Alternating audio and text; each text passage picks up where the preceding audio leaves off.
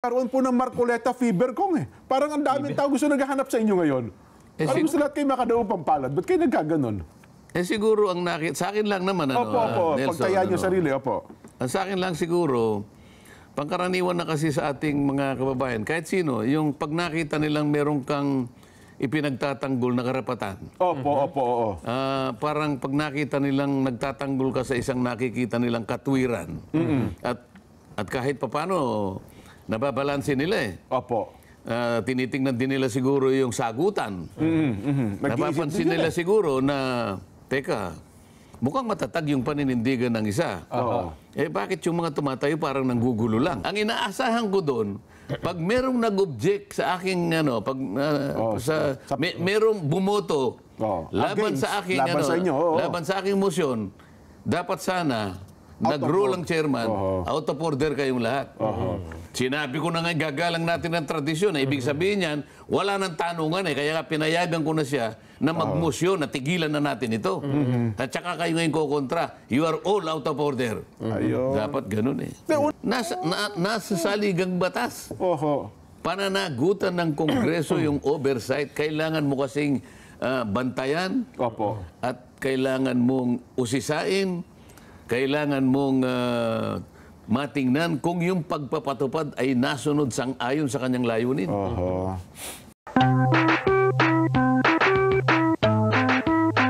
Namin ko parang dami yung inikot.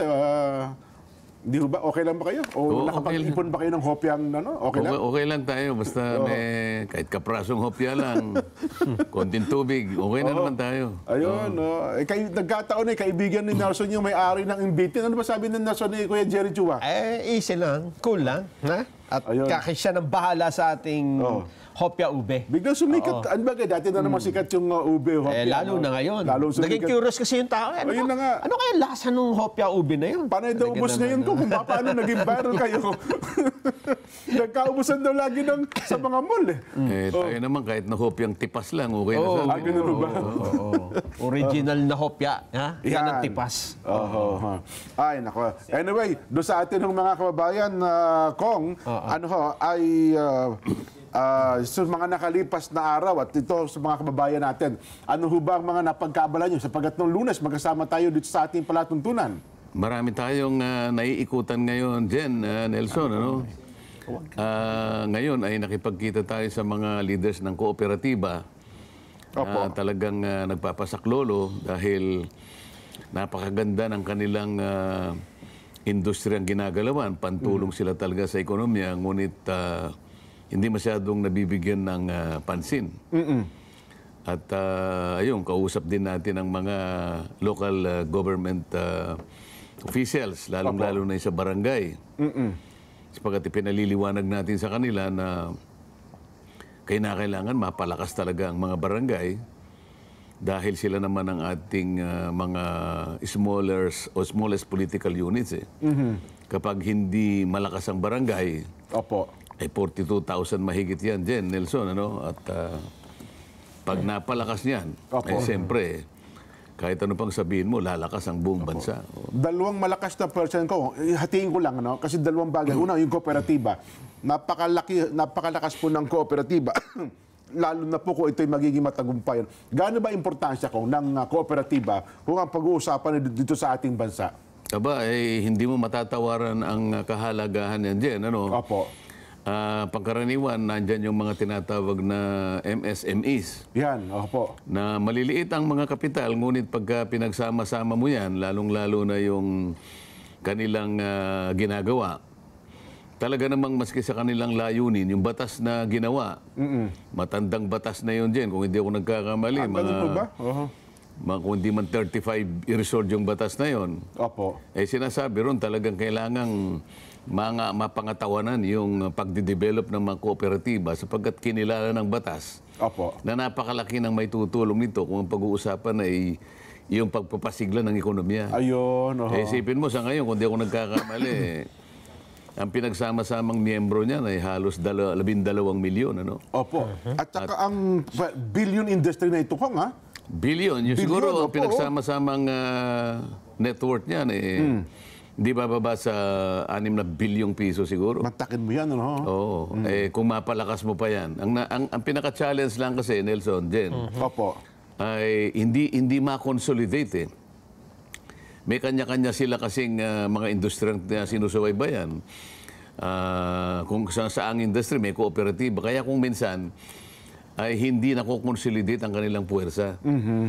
Pero kahit na busy tayo dyan, Opo. nabigyan natin ng konting panahon sapagkat araw ng pagsilang ng aking kaibigan ngayon. Ganun ba? Birthday, Dating Speaker Sunny Belmonte. Kaya kahit na tayo medyo busy, kinakailangan tinagpo ko siya kahit na mga ilang minuto lang ako. Opo. Para, siyempre, iba naman yung nagigreet naman natin. Totoo. Sabi ko sa kanya, Speaker, parang hindi ka 68 years old eh. Biglang Aba. biglang pumula ang kanyang pisngi nung marinig niya yun. Kaya pala today nag-file yung Si Mayor Joy. Ituloy ko na ho pala kayo doon sa part ng Cooperative Development Authority ko. Kasi para lang po mabigyan natin ng importansya. Yung sabi nga natin, kasi una, napakalakas na puwersa nito. Pero parang lagi kasi nagkakaroon ng, ano ba tawag doon? Parang agawan ng puwersa. Saan ba talaga pupunta yung electric cooperatives, di ba ko nga? At saka yung itong mga kooperatiba, transport cooperative. Kasi sabi nila, dapat nakarehistro lahat ito sa Cooperative Development Authority. Yun na rin po yung sakay dapat ng gobyerno. Dapat sana. Okay. Dapat sana. Sapagkat ang pinag-uusapan ay kooperatiba. Ngayon, kung bakit naman sila nakarehistro sa National Electrification Administration. Ayan po, sa NIA. Palibasa yung tungkulin naman nila talaga ay yung pagbibigay ng kuryente. At doon naman sila nakakakuha kasi ng iba't ibang uri ng ayuda. Ayaw din silang bitawan naman ng National Electrification. Kailangan magkaroon talaga ng ng masinsinang pag-uusap kung saan talaga dapat sila. Kasi kung ang pinag-uusapan ay regulatory aspect. Opo. Dapat under sila ng CDA. Ng Cooperative Ngayon, Development kung ang Authority. pinag-uusapan ay yung financial support, halimbawa, o aspetong pinansyal, sapagkat yan ay humihingi naman ng pantulong din, nakakapasok dyan ng National Electrification Administration. Dahil sa tinutuntun din naman nila yung mga programa at patakaran kung paano may energize ang buong kapuluan. Ayun, Ay, nako. Well, sana makita din po talaga natin ang importansya. Kasi ang naalala ko sa Region 4 National, Laguna, Batangas na yan, talagang umaabot na ng bilyon ang pondo. Sa Cordillera, yung Baguio, bilyon na po ang pag-aari ng mga kooperatiba ko, meron akong nakausap kanina dahil nga mga leaders ng kooperatiba yung kausap ko. Yung isa na unang umalis. Pero doon sa kanyang lugar sa Isabela. Isabela ito. Alam mo ba yung kanilang capitalization? Opo. Hindi ka maniniwala, pero wala naman sigurong pagdududa na hindi naman magsisinungaling yung pinaka-tagapangulo nila. Sisingilin ng miyembro yan ko. Ang pangalan, naalala ko ang pangalan ng kanilang kooperatiba ay Taman Cooperative. Taman. Parang pagtatanim, ngunit microfinance. Akalain mo, ang capitalization nila ay 5 billion pesos. Yes. Malaki yun. Malaki bilyon, Malaki yun. At inaanyayahan nga ako, hindi ako nagkakamali, October 20 yun. Inaasahan ka kanyang makapunta roon sapagkat gustong-gusto kang makita ng mga miyembro namin. At kung hindi namin malaman itong mga nakaraang araw, biglang ikaw na lang ang gusto nilang makita. Ganun ba? Hindi ko malaman kung nakakain sila ng hopya o hindi. Pero talagang ikaw ang gusto. Kaya ako nagpunta rito para personal kong sabihin sa'yo na gusto ka nilang makita. Ayun. Yan ang katunayan ko. Ayaw nila ng Zoom, sabi nila. Dapat personal. Kung hanggat maaari po sana. Malayo-layo yung biyahe rin yan, Kong. Makarating po kayo ng personal doon. Bigla nga po, Nelson, napansin natin, Kong, itong mga nakalipas na buwan, nagkaroon po ng Marcoleta fever, Kong. Parang ang daming tao gusto naghahanap sa inyo ngayon. Parang gusto lahat kayo makadaong pampalad. Ba't kayo nagkaganon? Siguro ang sa akin lang naman, Nelson, pagtayaan nyo sarili, Sa akin lang siguro, pangkaraniwan na kasi sa ating mga kababayan, kahit sino, yung pag nakita nilang meron kang ipinagtatanggol na karapatan. Opo. Parang pag nakita nilang nagtatanggol ka sa isang nakikita nilang katwiran. At kahit papano, nababalansin nila eh. Opo. Tinitingnan din nila siguro yung sagutan. Napapansin nila siguro na, teka, mukhang matatag yung paninindigan ng isa. Bakit yung mga tumatayo parang nanggugulo lang? Yun Wala namang may paliwanag na hindi nila masira yung inyong paninindigan eh. Bakit? At saka nakikita namin, naman, ang inihintay namin talaga, sagutin siya. Sa paraan na maaring ma-overcome yung kanyang argumento. Katwiran por katwiran na niya, tawag, di ba? Baka may mas malinaw o may superior na argument na maaring matakpan yung kanyang sinasabi. Hindi namin makita. Parang yun sa kanya yung tama eh. Ngayon, lumilitaw na hindi lang isa, hindi lang dalawa, parang pinagtulong-tulungan naman yung tao. Nako. At hanggang sa makita namin na katapus-tapusan, tinanggal siya sa mga komite. Wala naman kaming nakitang naging pagkukulang niya o kasalanan. Maliban dun sa gusto niyang panagutan yung katwiran na kanyang gustong panindigan. Baka ganun ang nakita nung marami kasi naghahanap ng paliwanag kung bakit nyo ginawa ito? Tapos walang sagot eh. Para sabi lang, noted, Your Honor, note lang namin yan. Pero para ipaliwanag din, sagutin kung anong dahilan, bakit niya ginawa sa inyo, wala akong eh. So, kamukha nung sinasabi mong noted. Opo. Ipinalitaw ko na nakalabag sila nung katwiran eh. Doon tuntunin. Opo. At binanggit ko yung yung mismong tuntunin. Opo. Sabi ko, Rule 17, Section 124. Yan, sinitas pa ninyo po. Kung titingnan mo, huwag na po ninyong basahin yung nasa una. Pumunta na kayo sa paragraph 5. Itinuturo ko sa kanila eh. Opo. O di po ba nakalagay dyan, kabawal-bawalan? O sasabihin nila, noted. Noted, Ang siyempre, in-expect ko doon, Nelson, magpapasya yung magpapasya yung komite. Sa pamagitan ng chairman, halimbawa, sinabi ko na yung may mali. Opo. Meron nga yung mga katwiran. Ayan.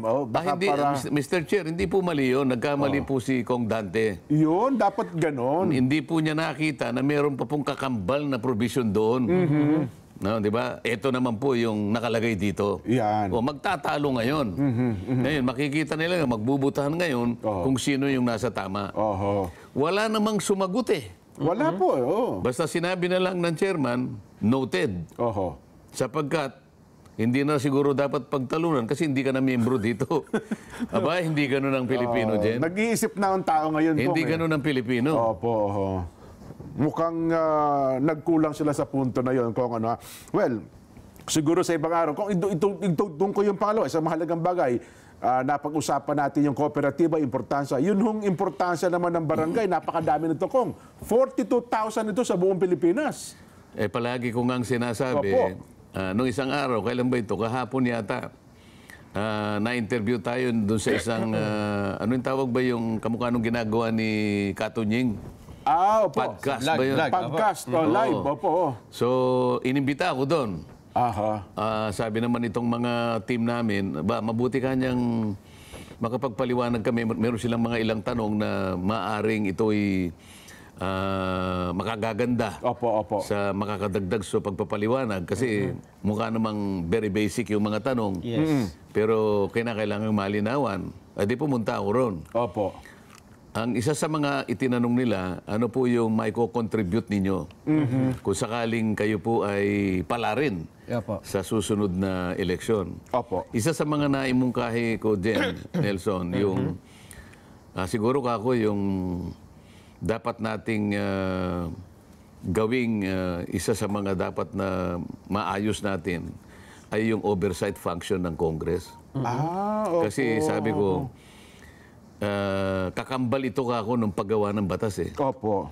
Ano kako yung magiging maganda kung sakasakaling nakagawa tayo ng mabubuting batas. Ngunit yung pagpapatupad nito ay hindi naman nababaliwala. Hindi naman nababantayan. Sa mga katwid, isipin ninyo kako, napakahirap para magpasa ng isang batas. Totoo po. Kung minsan suswertehin ka na kung nakapagpasa ka ng batas na, halimbawa, nakatatlo kang batas sa loob ng isang termino mo. Kasi yung proseso ang mahaba rito eh. Totoo po. Di ba? Magmula sa komite, makikipagdebate ka na ron. Lahat na ng mga objection, nakikita mo na ron. Maaring magpasya sila o magrekomenda ng amendments. Hanggang sa pagdating sa second reading, Opo. merong committee amendments, merong individual amendments, talagang tatayo ka ron. Opo. Hanggang sa iyan ay mabasa sa pangatlong pagkakataon. At hindi ka natatapos doon. Makikipag-ugnayan ka rin doon sa Senado sapagkat yung counterpart bill, Importante po yan. ganun kasi ang proseso eh. Yes po. So makikiusap ka ron, gagawa ka ng paraan para sa ganun ay maipakita mo rin sa kanila, kailangan ito. Kasi kung walang counterpart doon, wala rin. mamamatay na lang yung bill mo. Sayang ang ginugol mo rito. Totoo po. Sa mga tweed, kung minsan gugugulin mo yung buong termino mo para makagawa ka lang ng isang batas. Isang batas lang po yan, ha? Oo. Ganong panahon? Hindi lang panahon. Siyempre, yung resources na ginamit ng Kongreso, yun lang pag-uusap namin doon. Yung ginasta naming panahon, ginasta ng man-hours, hindi ba? Yes. Yung empleyadong ginamit namin, lahat ng kasangkapan na ginamit doon, pati pagkain namin lahat na ginugugol namin dyan, para lamang makonsider ang isang batas. Pagkatapos ngayon na ito'y magawa mo, Opo. pababayaan mo na lamang.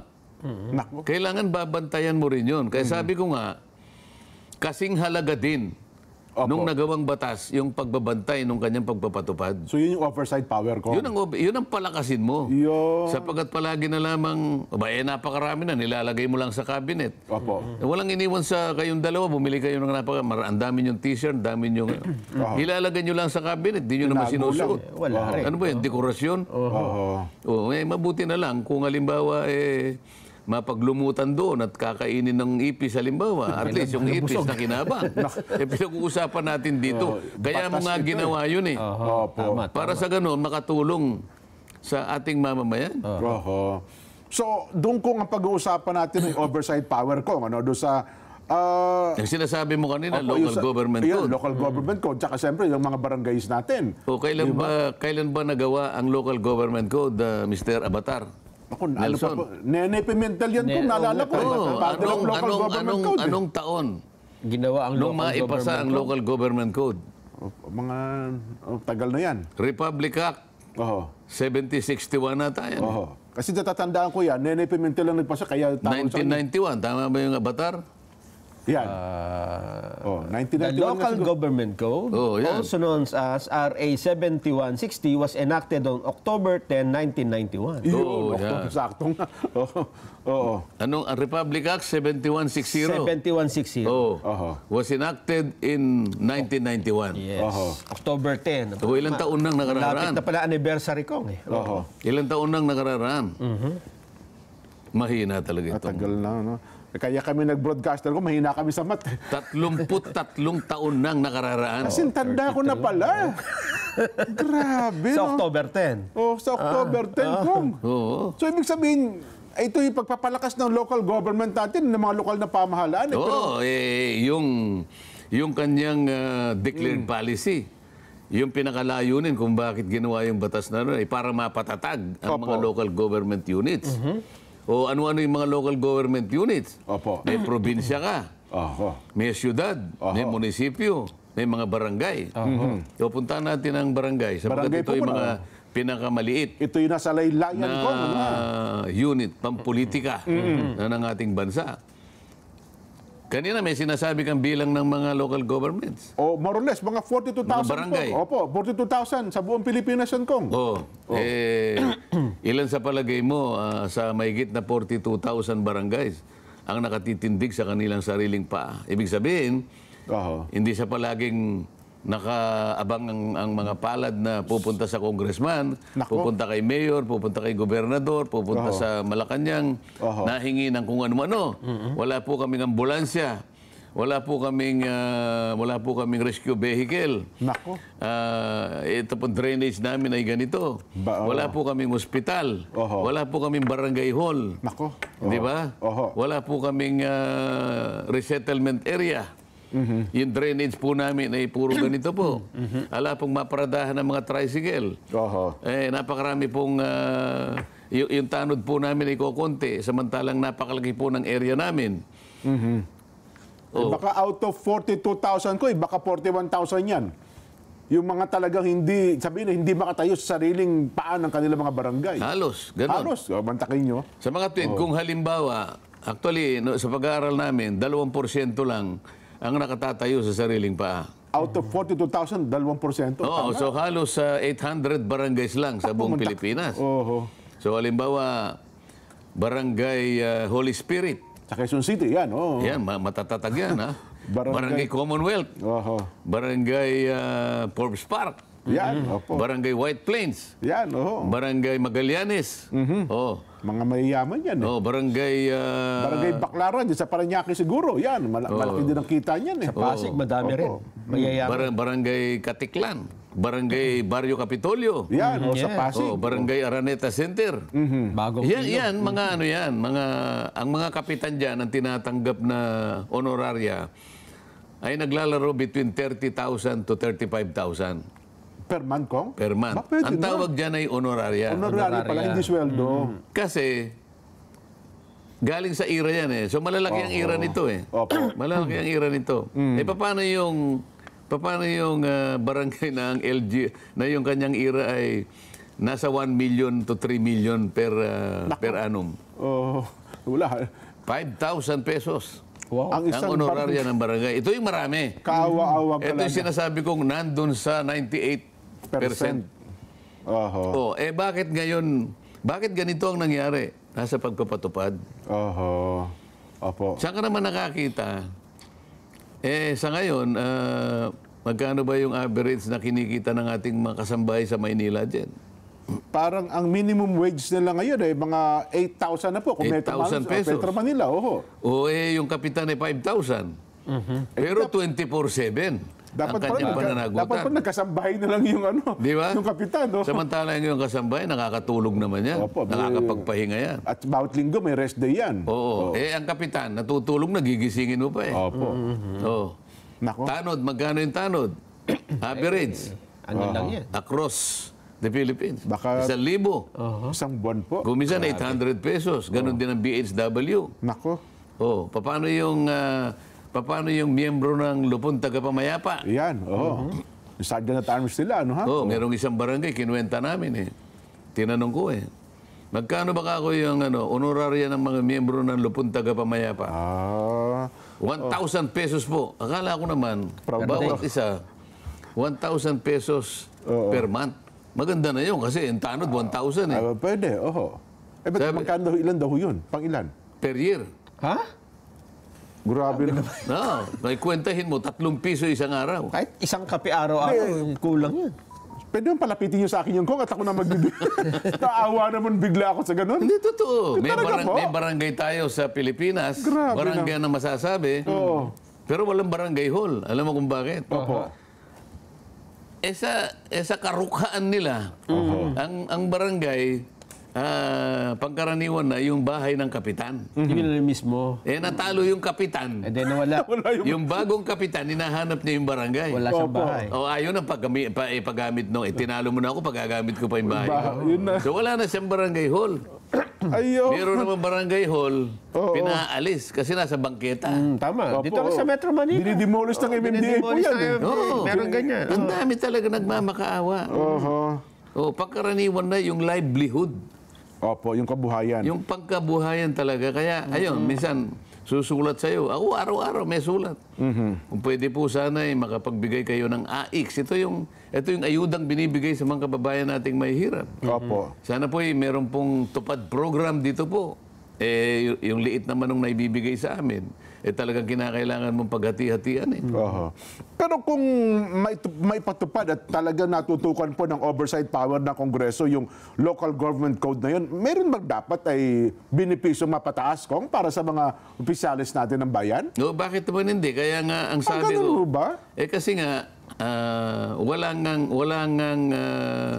ngang incentive eh. Paano yung tungkol sa kanilang kinikita, yung honoraria? Opo. halimbawa, yung isang kapitan na nakapagserbisyo ng 3 termino, graduate siya. Wala naman siyang parang severance pay. Wala siyang pabuya, yung pabaon, wala. Wala siyang, anong tawag ko minsan? Retirement benefits, kumbaga, ano? Wala siyang SSS, wala siyang GSIS. Wala siyang insurance. Opo. Wala siyang umento pagka yung ibang mga manggagawang pamahalaan ay nabigyan ng umento. Halimbawa, sundalo, pulis, mga nurses. Sila wala. Kaya pala may panukala ngayon, lahat ng opisyal ng barangay, iniyembro na ng PhilHealth saka ng SSS, Kong. Dapat sana siguro, talagang bigyan sila ng sapat na pondo o kaya i-capacitate mo sila. Para sa ganon, yung kanilang gawain, makatulong talaga. Mapalakas sila. Kasi kapag malakas sila, sabi ko nga, talagang malakas ang Republika. Kung 98% ay hindi makatayo sa sariling paa, ang laki ng problema nun. Nako. Bigo yung layunin ng batas. Di 40,000 mahigit na kapitan, Kong. Paano natin sila i-address? Siguro nakikinig sila ngayon, mga barangay official. Ano ang posibleng asahan? Pinapaliwanag ko na nagsusug ako ng amendments, nag-file ako ng amendments doon sa Local Government Code. Sabi ko, mabuti na magkaroon sila ng parang isang bahay doon, mismo sa provision ng batas. So sabi ko, magkikreate tayo ng isang Barangay Affairs and Development Commission. Sa makatuwid, yung commission na yon ang tututok para i-capacitate yung barangay. Tuturuan, merong training, lahat. At pinaka-importante ron, makakahanap tayo ng karagdagang pondo. Separate from the IRA. Na ang tawag ngayon ay NATA. So kapag halimbawa, kukuha tayo rito, konti doon, pagka pinagsama-sama mo to, maiipon yan, makakalikom tayo ng separate na pondo para sa inyo. Na yan naman ang i-administer ng komisyon, titingnan yung mga priority mga lugar na kung saan ay dapat tulungan sila. Isip-isipin mo naman, 30 kilometro magmula sa kanila yung ospital, ang pinakamalapit na ospital. Ang kanilang ginagamit na ambulansya ay tricycle. Wala, kung naghihingalo, paano? Karamihan doon hindi na umaabot Pero hindi pa ma-address to kung ng DILG, di ba? Meron silang barangay affairs, yung USEC. Oo, pero wala nga pondo. May barangay affairs and development talaga na nakalagay doon. Ang problema, ang pinag-uusapan natin, yung pagkukunan mo ng pondo. Hindi rin makagalaw. Kung sabi ng ating reactor, dito po sa Taiwan, 50,000 Taiwan dollar ang sahod ng bawat isang kapitan. Pakaswerte doon. Magkano Taiwan dollar ngayon? Times 2 yan. Times 2. Di 100,000 pesos pala. Isip-isipin mo. Bawat isang kapitan daw po sa Taiwan. May pagkukumpara mo talaga. Kailan mangyayari kayo sa Pilipinas yan, ano? Kung gusto kong, paano ba natin ipaliliwanag in layman's term yung oversight power ng Kongreso? Kasi yun ang gusto kong itanong sa kanila, kung pakiramdam ba nila ay napapakinabangan ng taong bayan itong oversight power na ibinigay sa Kongreso. Yung oversight power kasi, nakasulat sa saligang batas yan. Okay, opo. Merong inquiry in aid of legislation. Magkakadikit yun Pagkatapos, dahil nga sa tungkulin mo na siyasatin mo yung pagpapatupad ng mga batas na ginawa ninyo, yun ang oversight. Halimbawa, nandun na tayo sa Senado, Nelson, Bakit itong Magna Carta for the Poor hanggang ngayon hindi umuusad? Ayan.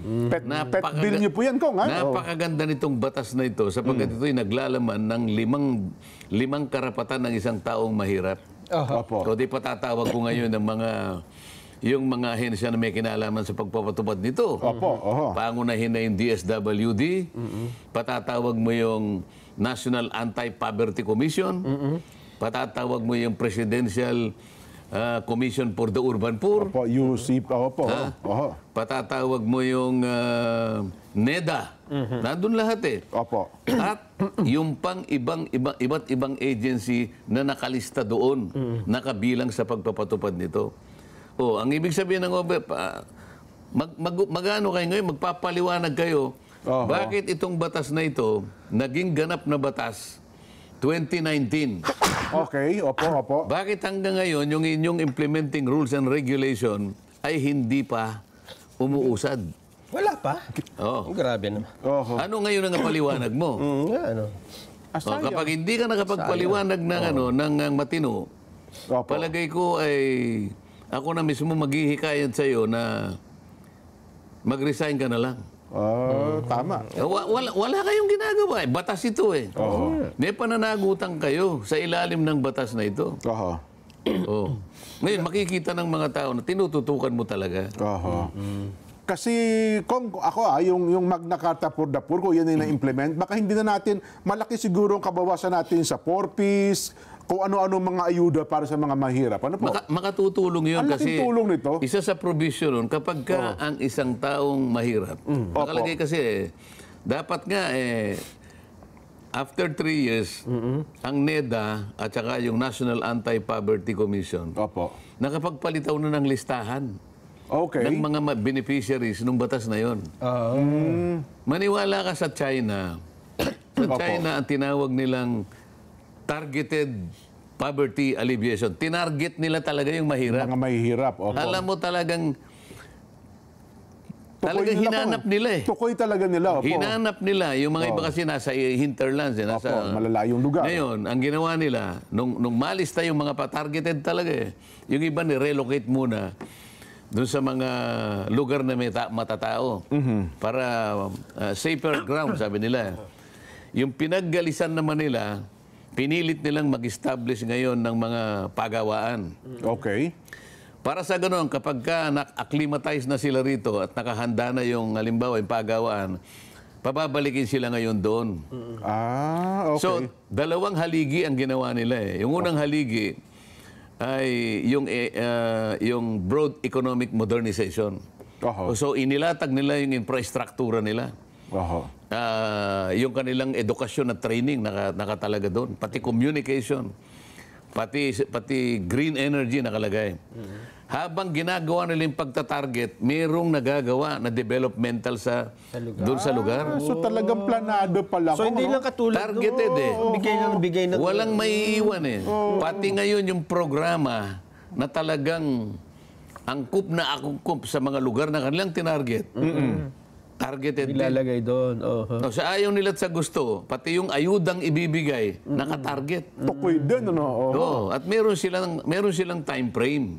Ito yung sinasabi kong sunset provision. Ayun. Na kung saan, yung IRR, sabi ko, dapat merong sunset provision.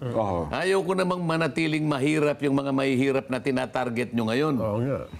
O otherwise ba, ibig mo sabihin dole out na lang habang buhay nung... Hindi yun ang layunin ng batas. Hindi yun, tama. Pagkaraan na natulungan mo siya, tulungan mo rin siyang makahon para sa ganun, sa susunod na panahon, hindi na mahirap yan. So, ma-eradicate natin. Kagaya ng ginawa ng China, sabi ko nga, paulit-ulit nating dinidiscuss sa programang ito. 800 million ang mahirap nila. Pero sa loob ng 30 taon, na-wipe out yun. Tayo ba, hindi natin magagawa yan. 30 million lang ang mahirap sa atin. Sila 800 million. 800 million, So kung nagawa nila yon in 30 years, tayo pwede nating magawa siguro sa loob ng 1 taon o 2 taon. Tapos na. Kung gayahin lang natin yun. At kung nailatag po kung yung Magna Carta for the Poor, dito kasi ang hirap. Kasi ang China, socialist yan eh. Kapag in-implement ng China, walang kukontra dyan. Pag may tumutol dyan walang makakatutol. Dito sa atin. Pugot ka ron. Dito sa atin. Iisa lang yung serbisyong binibigay ang nagpapatupad, 46 Napakarami nag-agaw-agaw pa. Saan ka naman nakakita? Duplication eh. Napakarami ng nagpapatupad, hindi nagkakasundo. Hindi ugnay. Ang tawag doon, hindi magkakaugnay. May kanya-kanyang motibo ko kasi kung. Di ba? Pero yung oversight power ba ng Kongreso, sabihin, oversight power ng Kamara, magkaiba ba yun sa oversight power ng Senado? Hindi, pareho silang may oversight. So, pwedeng mag-oversight ang House of Representatives. Ang Kamara. Pwedeng yung oversight ng Senado. Okay. Anong pagkakaiba ko? Kung nasa Senado, Kung nasa Senado, mabilis ako. mas mabili yan. Kung konti kami ron, dito ang daming kontrabida rito Sa bagay. Magsasalita ka, kukontrahin ka 300 yung nandun sa kamera eh. Mahigit kami 300. Pagka hindi pa napaayon sa kanilang gusto, tatanggalin kayo. Ang maganda sana, di ba nakikipag-argumento sila. Kung maganda yung argumento, maganda eh. Opo, may paliwanag. Healthy discussion. Healthy discussion. Hindi, biglang tatayo, magsasalita. Oo. Hindi mo na maintindihan kung ano yung pinagsasabi. At least sa Senado, kung konti ang makakalaban doon kasi marami doon artista eh. Tahimik na sila. At saka sa palagay ko, wala namang kukontra pa doon. Opo. Dadalawamput-apat kami, magkukontrahan pa tayo. Di ba? Ibig ko sabihin, kaya mas maganda ron. Unang-una, alam ko, wala nang kukontra doon. Opo. Di ba? Mapapabilis ngayon. Mas mabilis nga. Ngayon, kapag ka nagawa natin, mangungopya ngayon yung mga, ganun pala yun, Ngayon, may na-influensya pa tayo ngayon. Ayun. So, mas malaki pala at mas mabilis ang magagawa ninyo kung kayo ay nasa Senado kumpara sa 300 kayo nasa Kamara de Representante. Siyempre. Pangalawa, yung kapangyarihan mo, mas mataas. Opo, mas kumbaga sa kuryente. Opo. Aba pag nandun ka sa Senado. Hindi, sa Kamara. Opo. Yung yung kapangyarihan mo parang katumbas lang ng isang baterya. Baterya. Alam mo yung brine cell, AAA. 1.5 volts ko. Oo. Samantalang pag nandun ka sa isa, light yan. baka ang pinag-uusapan, baka kilovolt ang At saka nakita-kita naman natin. So, ibig sabihin ngayon, yung kapangyarihan mo, unang-una marami kang magagawa. Pangalawa, mabilis. Yun ang hinahanap ng tao. At nakita yun naman ang gusto natin nating gawin. Yes. Di ba, Jen? Nakita naman natin nito nakaraang mga pangyayari. Di ba? Kung paano kahit ipilit ni Kong Dante yung kanyang gustong mangyari, walang nangyari, di ba? Ang sasagot lang, noted, Your Honor. Ni-noted nga. Tapos sabay pukpok nung yung pamukpok niya, wala na. Tapos na. Natahimik. Hindi ayaw nilang kontrahin. Kasi hindi niya makokontra eh. O yung isa naman, isinasantabi pa na po ba natin itong tradisyon? Kung isinasantabi na po natin, meron bang authority yung ating komite para isantabi? Sabi niya, ang sagot sa dalawang tanong mo ay hindi. Hindi po. O di nakakatuwa naman yan. Umiiral lang Nung sinabi niya, nag-ruling siya the short answer to both questions is no. By inagapayan niya ako. Sumuporta sa akin. Wala ngayong kumontra. Okay. Ibig sabihin, yung ruling na yon na natili. Totoo po. Ngayon, nung walang kumontra, bumanat na ako. If that is the answer, Your Honor, and that is the ruling, may I now respectfully move to terminate the budget of the office of the Vice President. Nasa lugar ako ngayon. Ayan, opo. Dahil pinayagan ako eh. Akalain mo, Division of the House, sabi niya, palagay mo na. Ang inaasahan ko doon, pag merong nag-object sa aking merong bumoto laban sa aking laban sa aking motion, dapat sana nag-rule ang chairman, out of order kayong lahat. Sinabi ko na nga, gagalang natin ang tradisyon. Ibig sabihin yan, wala nang tanungan kaya nga pinayagan ko na siya na magmosyon, na tigilan na natin ito. At saka kayo ngayon kukontra. You are all out of order. Dapat ganun eh. Una bes kasi kung bakit hinati pa, nag-divide pa, dapat nag-ruling na rin naman siya na umiiral yung ating tradisyon. Hindi, pabayaan mo na. Pinapasok niya na yun kasi. Okay. Kung may nag-object. Pero dapat, yung resulta, kung paano mo i-dispose yung objection, magsasalita ka, magro-rule ka uli. Ayun. Kapag halimbawa, sumabat ulit, hindi naman kayo nag-object nung nag-ruling ako eh. So tapos na, final na yung salita ko. Yun nga. May mga bagito eh. Gagawin mo. Yun. Ay, nako. So, paano? Ano ang ating pagsasalu-saluhan ngayon, Nelson? Yung kasi... Kopya. Kopya. Hopya ang ating... Salo-salo. Ay, nako. Hindi, gusto ko sanang maramdaman, kasi gaya ng paliwanag ni Kong, ako ngayon ko lang naintindihan ng lubusan, yung oversight power ng Kongreso, Kong. Kasing halaga Opo. nung tungkuling gumawa ng batas. Yun. Kasi masasayangan ka sa napakatagal na panahon, napakaganda ng batas na ginawa, pagkatapos mo magawa, ilalagay mo lang sa cabinet. Hindi naman pwede yun. Hindi na-implement. Hindi na-implement. Ayun. At kung hindi man ma-implement para ng nakagawa ng IRR Kong, at hindi naman ini-implement, may kapangyarihan din yung oversight power ng na ipatawag ang lahat ng mga ahensya sumasaklaw. Oo naman. Nasa saligang batas. Pananagutan ng Kongreso yung oversight. Kailangan mo kasing bantayan. At kailangan mong usisain. Kailangan mong matingnan kung yung pagpapatupad ay nasunod sang-ayon sa kanyang layunin. Maraming mga kababayan tayo ang hindi gaano... Ako, personally, Nelson at ako, medyo naririnig ko yung oversight function, oversight power, pero hindi ko alam na ganun sa kapangyarihan ko. Ganun sa Minsan dapat. kasi, nakukompuse sila eh. Akala nila yung oversight tsaka yung inquiry in aid of legislation, pareho lang. Ayun na nga po. Hindi. Okay. Well, so paano natin lalatag yun, Nelson? Doon sa ating mga kababayan na yung oversight power ng Kongreso ay dapat nagiging nagiging malakas at naipatutupad ng maayos siguro kung ano. Siguro, ang tanong mo sa tingin nyo ba ay nagagampanan ng Kongreso yung isa sa pangunahing tungkulin na bantayan ang pagpapatupad ng batas. Ng mga batas. Ng mga umiiral na bayan. Sige po. Yun ang oversight eh. Yan. Yung pagbabantay ng pagpapatupad ng mga nagawang batas. Yan.